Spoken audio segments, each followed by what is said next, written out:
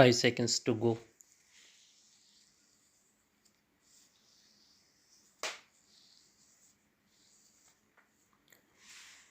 Start.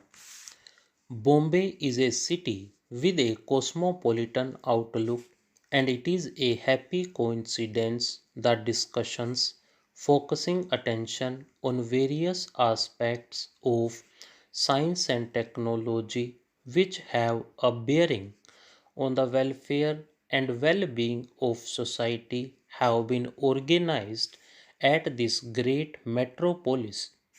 It is gratifying to see distinguished scientists from all over the world gathered together on the eve of the 90th birth anniversary of Pandit Jawaharlal Nehru.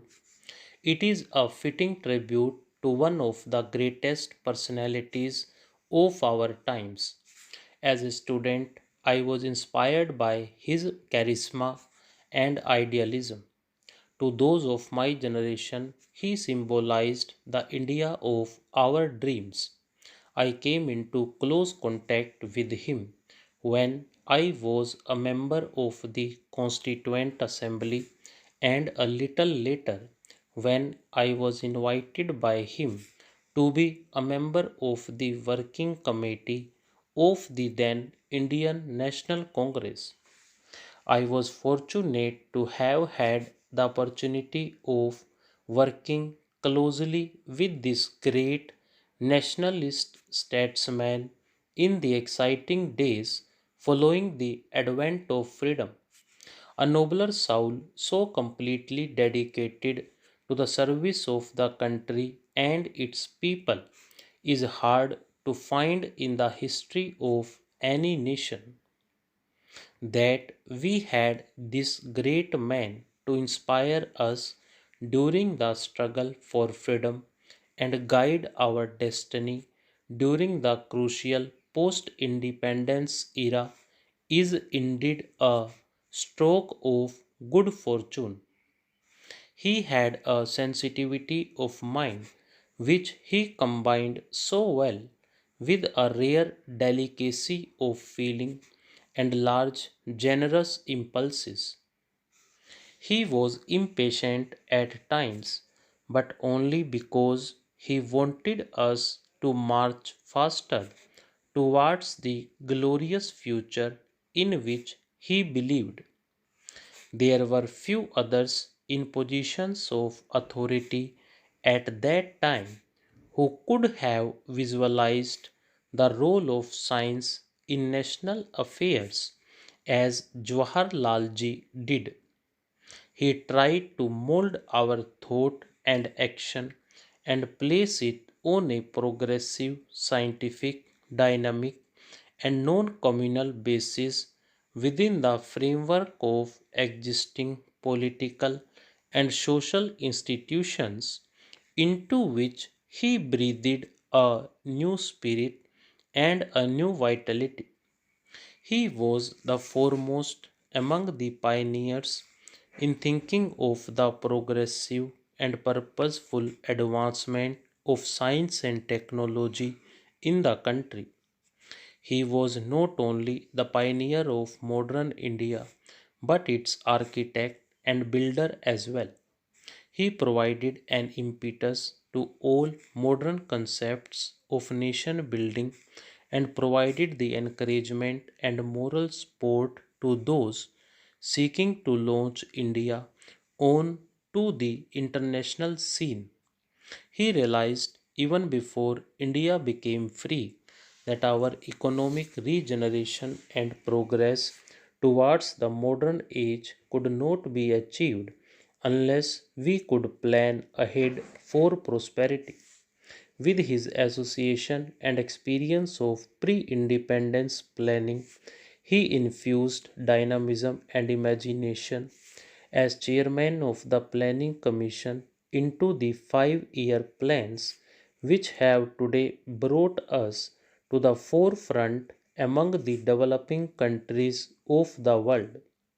His innate optimism overcame the tremendous challenges and problems which beset India in the early years of our freedom. To him, planning was science in action. In order to ensure that the benefits of planning would be spread far and wide over the Indian countryside, he laid the firm foundations of democracy in the political life of the country. Panditji's belief in an international approach to problems and his liberalism won for India a place of high honor in world councils. He believed that it was only through the transfer of science and technology on a mass scale into every aspect of life that we would be able to achieve the goals which we had set for ourselves. While appreciating the value and importance of nuclear energy, also realized that a thermonuclear war could easily destroy mankind and all moral values so dear to human hearts. It was only to avert this catastrophe that his lone voice could be heard so often at international forums, pleading for the lessening of tensions and for the promotion of gradual and mutual understanding between the peoples of the world.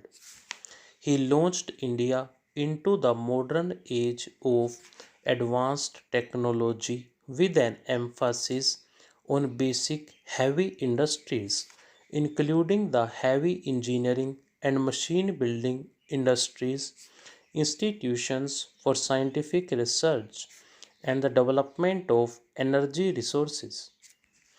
Having laid these foundations for prosperity, he sought to reach the accruing benefits to the people at large. He believed in the decentralization of industries. Such decentralization would scatter the benefits of industrialization throughout the country and in due course help to develop and support medium and small scale industries covering a wide spectrum of industrial activity extending down to the village and cottage levels. There has been no greater champion of decentralization than Panditji.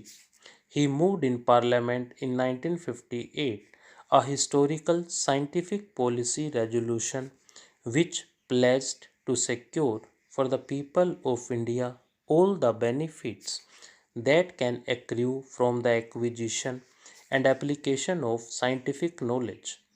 He patronized aspects of science and technology which go under the umbrella of scientific knowledge from nuclear science to agricultural science. You have handsomely paid tribute to this great scientist statesman on the eve of his 90th birthday anniversary. Stone.